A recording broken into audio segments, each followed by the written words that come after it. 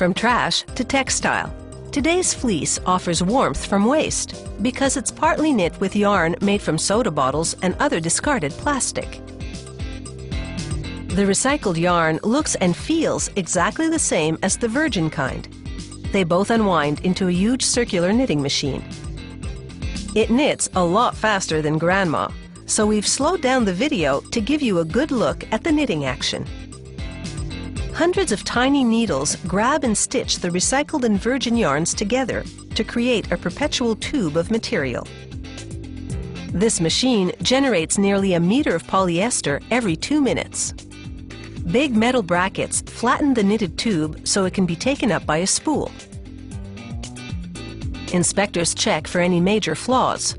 If necessary, they'll halt production until the problem can be fixed. Then it's over to the laundry department, where a cylindrical machine washes and dries the material.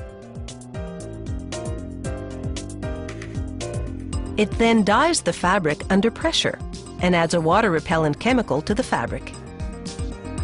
After another wash and dry, equipment funnels the polyester into a holding bin.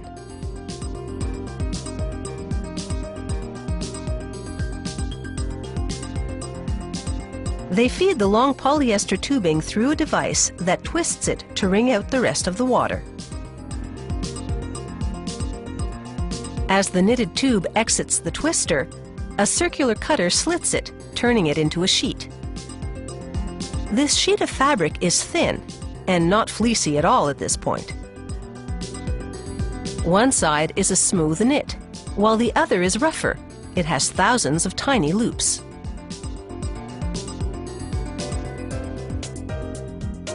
Cylindrical wire brushes will transform this polyester into fleece in a process called napping. Each brush spins at a different speed.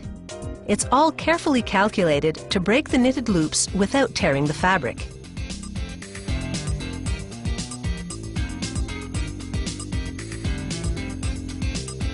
The napped side of the material is now fuzzy and fleecy.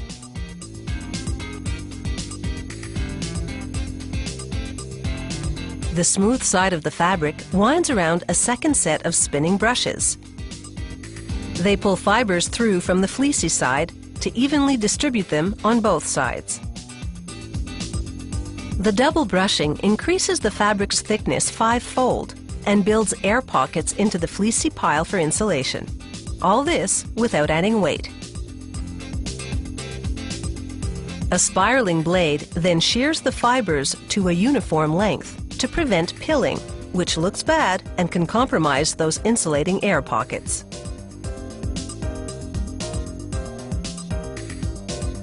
Each production run undergoes a battery of tests, like this one for water repellents. If the water doesn't soak into the fleece, it's a pass.